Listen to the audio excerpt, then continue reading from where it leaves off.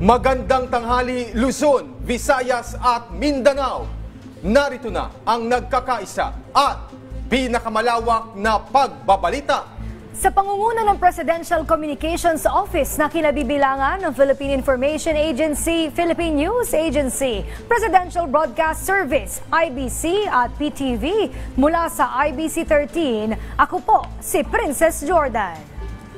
Ihahatid namin ang mga komprehensibo at mahalagang balita mula sa iba't ibang bahagi ng bansa.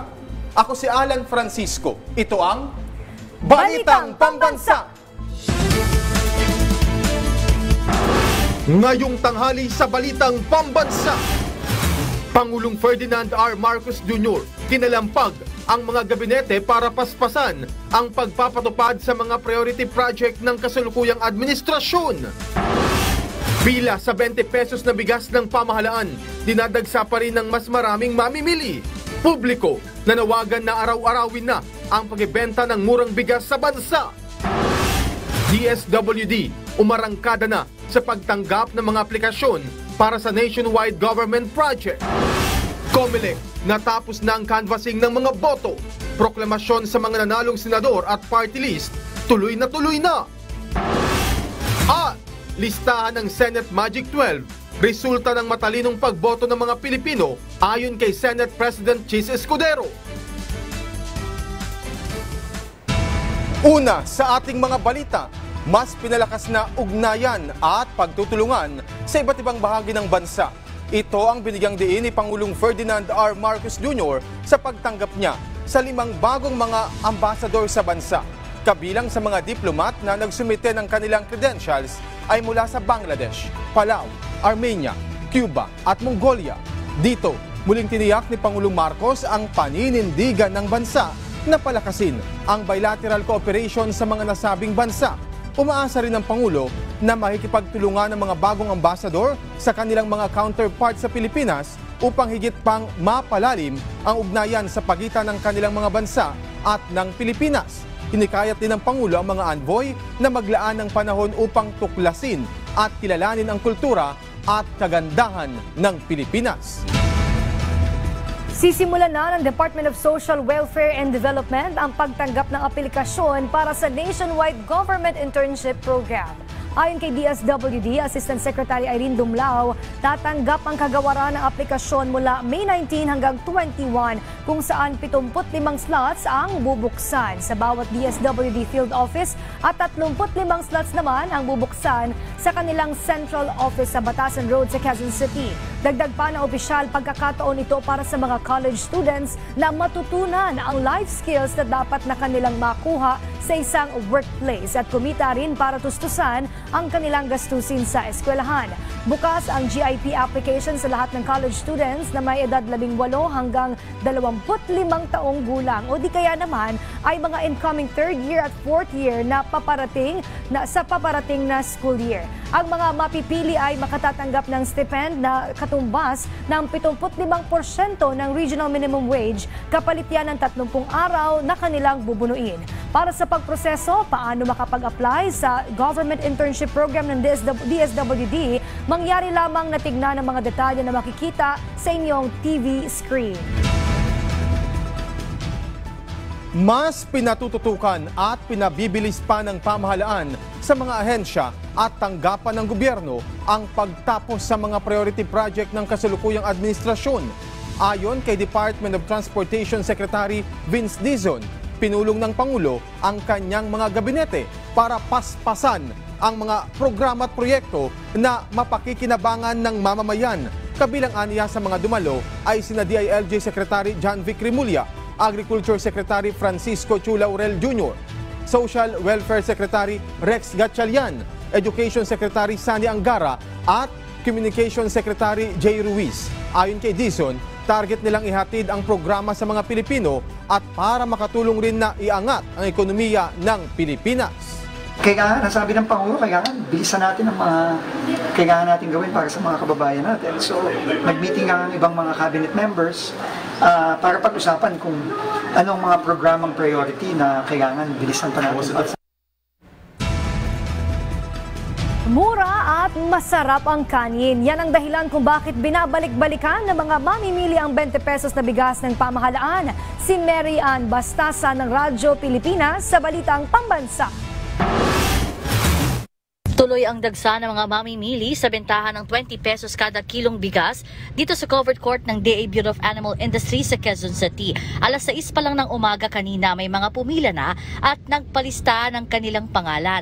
Karamihan sa mga nagtungo rito ay mga first time daw makakabili at makakatikim ng murang bigas. Kasama na rito si Nanay Julieta na napapunta rito sa bai matapos na irekomenda ng kapitbahay niyang senior citizen. Sabi po ng kapitbahay, maganda daw po yung bigas, saka masarap din daw po, malapot. Hindi naman po daw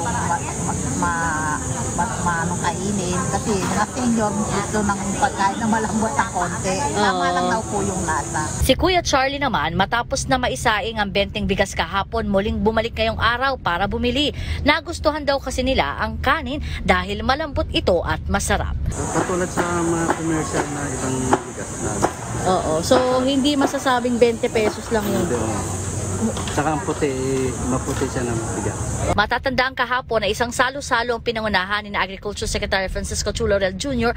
at iba pang DA officials kung saan isinaing din at tinikman ang murang bigas. Umaasa naman ang mga mamimili sa Kadiwa na gawin ng araw-araw ang bentahan ng 20 pesos kada kilong bigas para makatipid sila sa kanilang gastusin.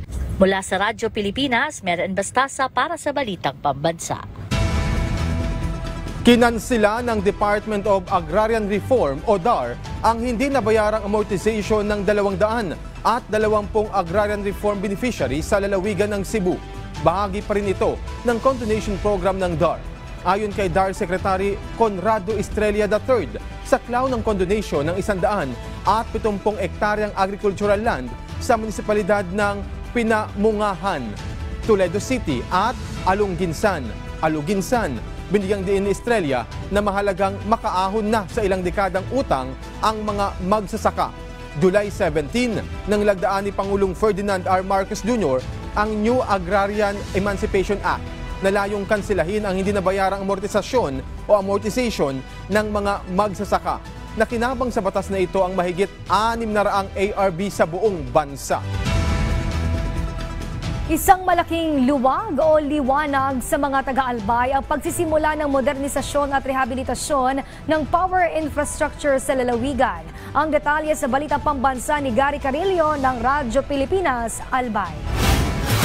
Sa ilalim ng direktiba ni Pangulong Ferdinand Marcos Jr. na tiyakin ang total electrification ng bansa, isinagawa sa Legazpi City ang ceremonial turnover ng 367.8 milyong subsidy para sa Albay Electric Cooperative o ALECO. Ang pondo ay bahagi ng General Appropriations Act of 2024 na inisyatibo ni Ako Bicol Party List Representative Elizalde Co para sa modernisasyon at rehabilitasyon ng infrastrukturang pangkuryente ng lalawigan.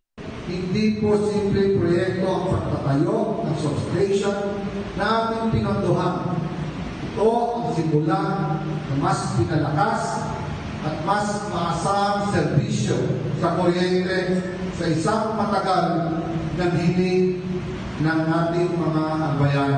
Halos 2 dekada na ang lumipas mula nang una itong isulong at ngayon na isakatuparan na sa ilalim ng Administrasyong Marcos Jr. Layunin ng proyekto na tiyakin ang mas maaasahan, mas ligtas at mas abot-kayang serbisyo ng kuryente para sa mga mamamayan, lalo na sa mga lugar na matagal nang kulang sa power infrastructure. Game changer din itong mga projects nito.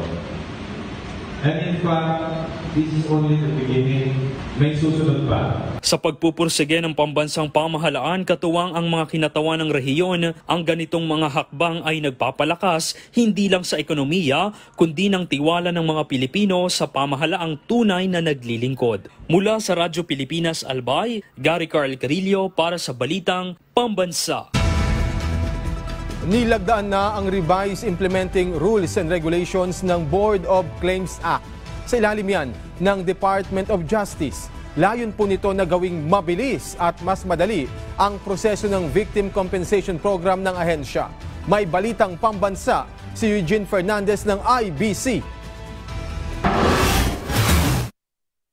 Matapos ang 30 taon mula nang ipasa ang Republic Act 7309, pinirmahan ngayong araw ang Revised Implementing Rules and Regulations o IRR ng Board of Claims Act sa ilalim ng Department of Justice. Pinangunahan ni DOJ Undersecretary Raul Vasquez ang ceremonial signing ng naturang revised IRR ng RA 7309. Ang isinagawang rebisyon ay upang matugunan ang matagal ng kahilingan ng mga claimants sa ahensya. Layon ng bagong implementing rules and regulation na gawing mas mabilis at mas madali ang proseso ng Victim Compensation Program ng ahensya. Isang programang nagbibigay ng tulong pinansyal sa mga naging biktima ng unjust imprisonment and violent crimes.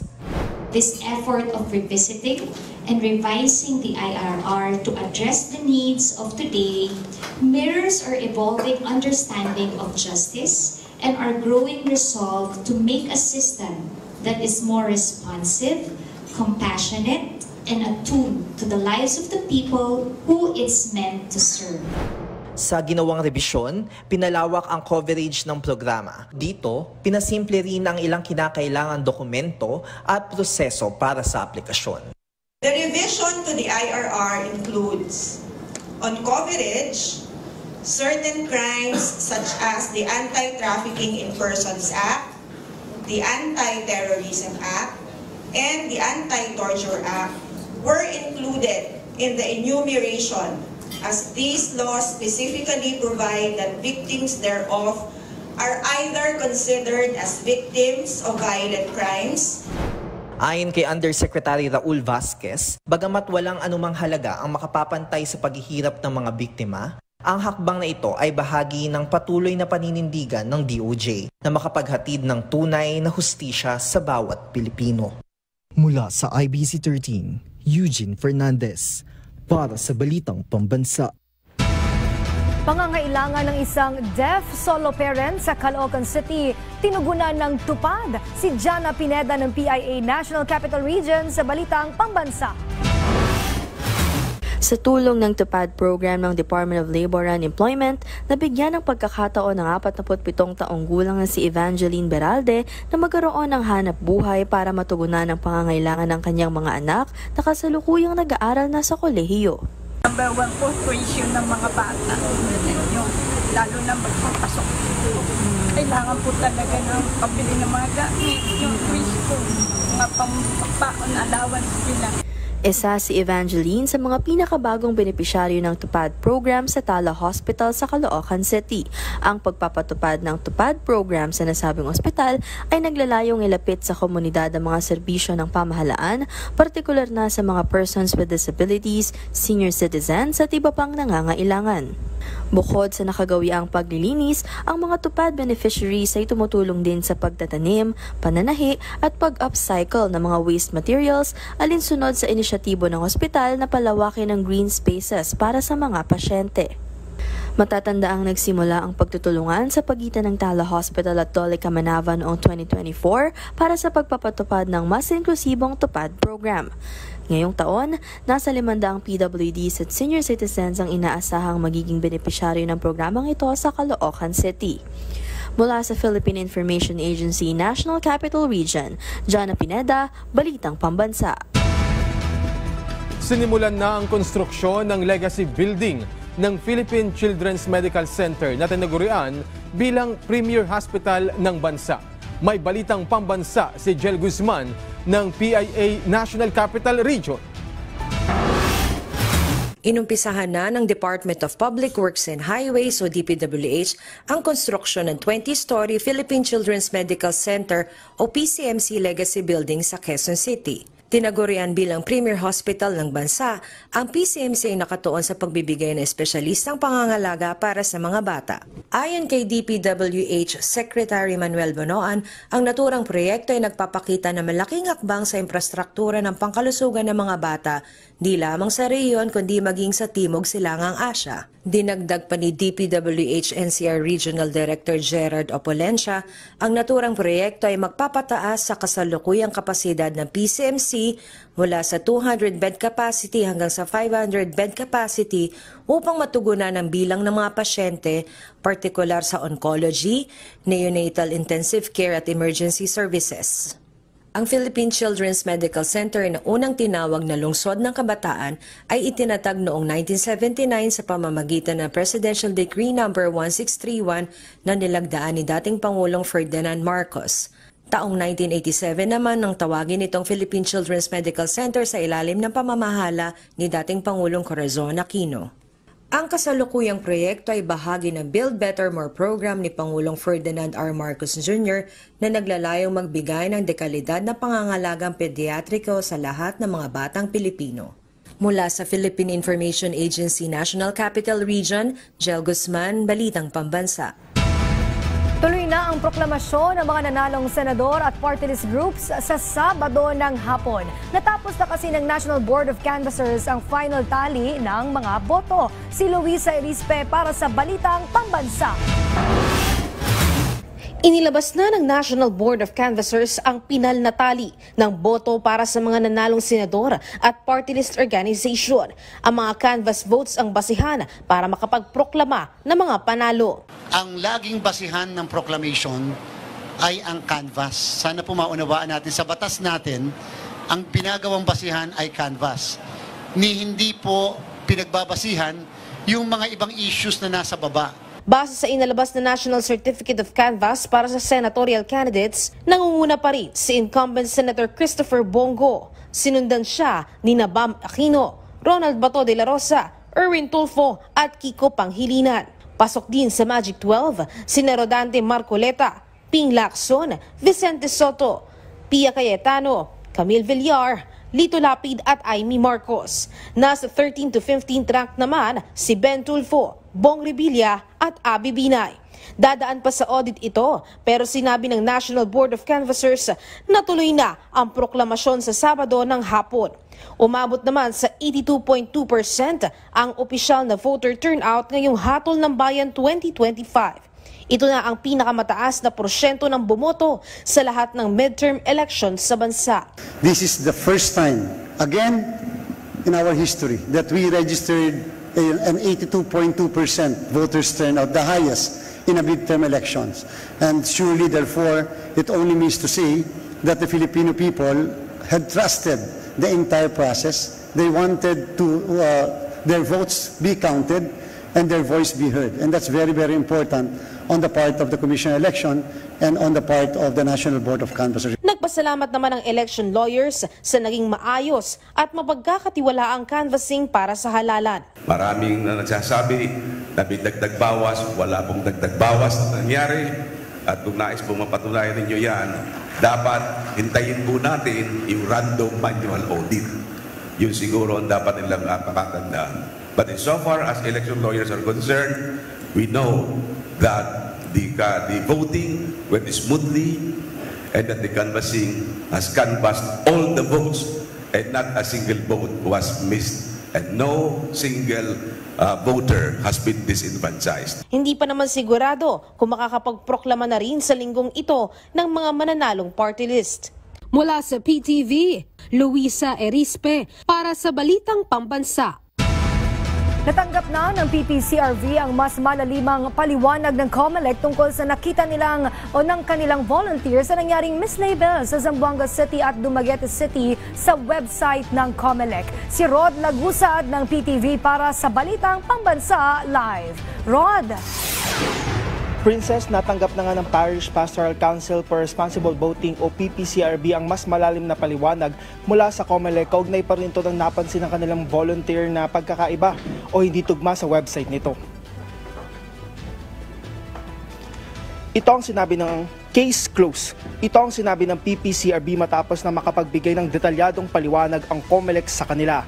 Una nang sinabi ni PPCRB spokesperson Ana Singson na naobserbahan ng kanilang mga volunteer na mas mataas pa ang naikas o naboto kumpara sa bilang ng mga rehistradong botante o maging sa aktual na bilang ng mga bumoto sa ilang lugar sa website ng COMELEC. Base sa naging paliwanag ng COMELEC sa PPCRB, ang nailagay na unang datos ay ang bilang ng scanned ballots at hindi ang valid ballot. Ayon kay Singson, ang scan ballots ay tumutukoy sa mga balotang na-scan o ipinasok ng isang botante sa automated counting machine, kung saan may mga pagkakataon na hindi agad tinatanggap ang balota sa unang pagpasok nito sa ACM, habang ang valid ballot ay ang bilang ng mga balotang aktwal na naboto o nabilang. Dagdag ni Singson, may 3 pagkakataon para ipasok ng botante ang kanyang balota sa isang ACM. Kaya anya maaring mas mataas ang bilang ng scanned na balota kumpara sa valid ballot. Ayon sa PPCRB, naitama na ito ng kanilang tingnan ito sa website ng COMELEC kahapon. Nakita ng mga volunteer ng PPCRB ang nangyaring mislabel sa Zamboanga City at Dumaguete City sa website ng COMELEC. Princess, base sa pinakahuling datos mula sa PPCRB, nasa 19,506 na ang bilang ng physical election returns na kanilang natanggap dito sa kanilang command centers sa Maynila. Katumbas ito ng 20.91% o 1/5 ng kabuang bilang ng mga physical ERs para sa 2025 national and local elections. Princess. Maraming salamat, Rod Lagusad ng PTV. Naglabas na ng Notice of Termination ang Department of Transportation o DOTR laban sa BF Corporation at Foresight Development and Surveying Company o BFC-FDSC Consortium, ang kontraktor ng Common Station Project dahil sa labis na pagkaantala sa nasabing proyekto. Kasunod ito ng direktiba ni Pangulong Ferdinand R. Marcos Jr. na bilisan at tapusin na ang matagal nang inaantabayan ng Common Station na sinimulan pa taong 2009. Ayon kay Transportation Secretary Vince Dizon, matagal nang dapat na pakinabangan ng publiko ang Common Station kung hindi lamang ito naantala. Layunin sana ng proyekto na pagdugtungin ang LRT-1, MRT-3 at MRT-7 upang mas mapadali ang pagsakay ng mga pasahero. Kumpiyansa sa Secretary Dizon na agad nang masisimulan muli ang konstruksyon ng Transit Train Hub sa ilalim ng bagong Government Procurement Act o Public-Private Partnership Code.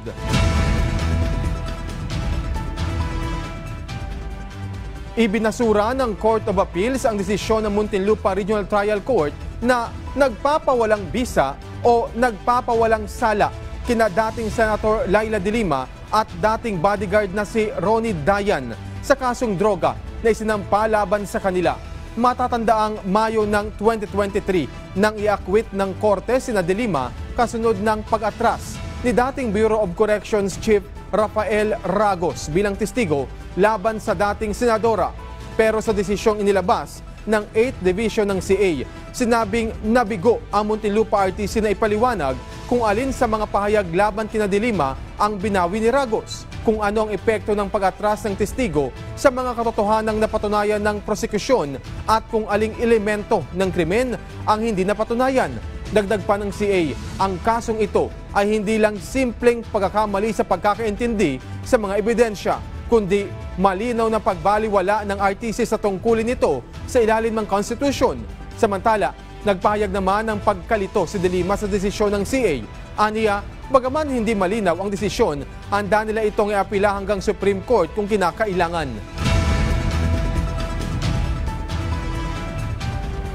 Maituturing na welcome development para sa ilang senador ang inisyu ng korte na warrant of arrest laban kay Atty. Harry Roque at Cassie Lee Ong. Ayon kay Senator Risa Hontiveros, abogado si Roque at alam nito na mali niya ang pag-iwas sa batas. Dapat niyang makumpel si Roque na mapabalik na sa Pilipinas. Bukod naman kay Roque, ilan pa sa inisyuhan ng arrest order, aniya ay ilang mga personalidad na umano'y may koneksyon sa Pogo. Giit ng senador, dapat mapanagot ang mga mapapatunayang may sala.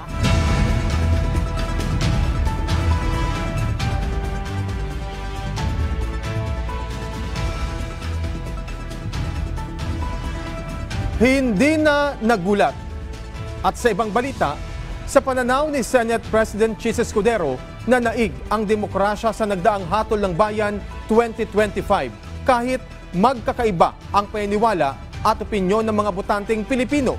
Si JB Santiago ng IBC sa Balitang Pambansa. Hindi kulay politika ang nananalo kapag may matagumpay na halalan. Ang panalo ay ang ating mga kababayan, ang panalo ay ang ating bansa, ang panalo ay ang ating demokrasya. Demokrasya pa rin ang tunay na panalo sa katatapos lang na halalan sa Senado, ayon mismo kay Senate President Chis Escudero. Para kay SP Chis, kahit may bangayan sa opinyon at paniniwala kamakailan, napatunayan ng mga Pilipino na kaya pa rin maging maayos at mapayapa ang eleksyon basta't nirerespeto ang boses ng bawat isa. Boto raw ng bawat Pilipino, kahit sino pa ang nagpapalakas sa halalan bilang haligi ng demokrasya. At kahit may mga bagong miyembro ng Senado, tiwala si Escudero na mananatiling maayos ang takbo ng lehislatura, lalo't wala naman sa mga ito ang baguhan sa pagiging mambabatas. Yung papasok ng mga miyembro ng Senado, 5 re-electionista, 4 na dating senador, 3 na miyembro ng Kamara na mula sa Kongreso na magiging bahagi, maliban sa aming 12, ng 20th Congress. Mga veterano, batikan sa legislation, sa parliamentary rules ang mga ito, at inaasahan ko magiging maayos ang Senado. Giit niya, hindi dapat tinitingnan ang mga senador base sa kulay ng kampanya o kung sino ang pro-admin at oposisyon. Mas mahalaga raw ang pagiging malayang institusyon ng Senado na nakatuon sa pagtugon ng mga isyong kinakaharap ng bansa. Naniniwala rin si Escudero na ang pagkamit ng mga ito sa matataas na mga boto ay mula sa matalinong pamimili ng mga mamamayan. Kada taon naniniwala ako na papunta tayo dun sa panahon na ang botante ay tunay na makikita ang kapangyarihan ng kanilang balota. Nakapangyarihan ng taong bayan pumili kung sino ang nararapat talaga at na hindi totoong wala silang boses para baguhin ang kanilang sariling bansa. Buo ang tiwala ni SP Cheese na sa bagong mga miyembro ng institusyon, makakapagtrabaho at serbisyo sila ng maayos alinsunod sa ipinangakong mandato sa Senado. Mula sa IBC 13, JB Santiago para sa Balitang Pambansa. Napubliko na ng National Citizens Movement for Free Elections o NAMFREL ang kanilang preliminary assessment sa katatapos lamang na Hatol ng Bayan 2025. May Balitang Pambansa si Bernard Ferrer ng PTV Live. Bernard!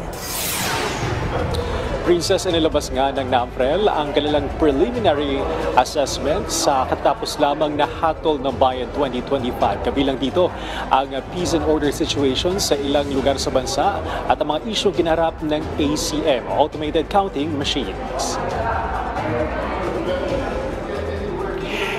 Inilabas ng National Citizens Movement for Free Elections o NAMFREL ang kanilang preliminary assessment sa katatapos lamang na Hatol ng Bayan 2025. Inulat ng NAMFREL ang mga insidente ng karahasan sa ilang bayan ng Lanao del Sur, din sa Silay Negros Occidental at Dato Odit Sisuat sa Maguindanao del Norte. Sa usapin naman ng Automated Counting Machines o ACM, nakatanggap ang NAMFREL ng mga ulat hinggil sa mga aberya sa iba't ibang presinto sa buong bansa. Kabilang sa karaniwang problema ay hindi pagtanggap ng mga balota dahil sa maduming scanner lens. Kailangan pangampunasan ito na umaabot na hanggang 20 minuto. Pagkabigo ng makina na tanggapin ang balota sa unang attempt at pagka-jam ng balota sa sanhi ng pagkasira o pagkagusot nito. Ang paper jam naman sa voter verified paper audit trail. Pagbagal ng ACM dahil umano sa sobrang init. May mga reklamo ring natanggap mula sa mga botante na nagsasabing nagkaroon ng overvote sa kanilang voter verified paper audit trail. Sa mismo mga presinto na puna ng NAMFREL ang mga kulangan ng vote secrecy. Sa ilang pagkakataon, ang mga miyembro ng Electoral Board ang siyang naglalagay ng balota sa ACM. Napansin din ang kakulangan ng ballot secrecy folder at ang pagkaantala ng pagboto ng ilang botante dahil sa hawak pa ng nasa linya ang mga folder. Samantala nagkaroon din ng pagkaantala sa pagtanggap ng election returns mula sa mga server na itinalaga ng COMELEC para sa NAMFREL, PPCRB, media, Partidong Lakas CMD o ang dominant majority at Nationalista o ang dominant minority. Bagamat inaasahan ng mga stakeholder na makatatanggap ng resulta ilang minuto matapos magsara ang botohan o kada 15 minuto pagkaraan ng unang transmission, nabigo umanong matupad ito. Mula sa pagsara ng botohan hanggang 8:56 ng gabi, tanging mga empty results packages ang natanggap. Ang unang may laman na package ay naglalaman lamang ng 30% ang inaasang electoral o election returns. Bukod pa rito, napaulat din ang double recording ng election returns, nagdulot ng pagbabago sa pinagsama-samang unofficial and partial results. Princess, umaasa naman ang NAMFREL na yung ilan sa kanilang mga napuna obserbasyon ay matutugunan ng COMELEC upang mapaghandaan din ang susunod na halalan sa bansa. Break sa'yo, Princess. Maraming salamat Bernard Ferrer ng PTV. Maraming salamat po sa pagsama sa aming pagbabalita sa araw-araw. Pansamantala munang hindi po mapapanood ang ating programa sa mga susunod na araw. Ako si Alan Francisco. Asahan niyo pa rin ang patuloy na pinalawak na puwersa sa pangunguna ng Presidential Communications Office, kabilang ang Philippine Information Agency, Philippine News Agency, Presidential Broadcast Service, IBC at PTV. Mula sa IBC 13, ako po si Princess Jordan, hatid sa inyo ang komprehensibong paghimay sa mahalagang usapin dito lang sa Balitang Pambansa.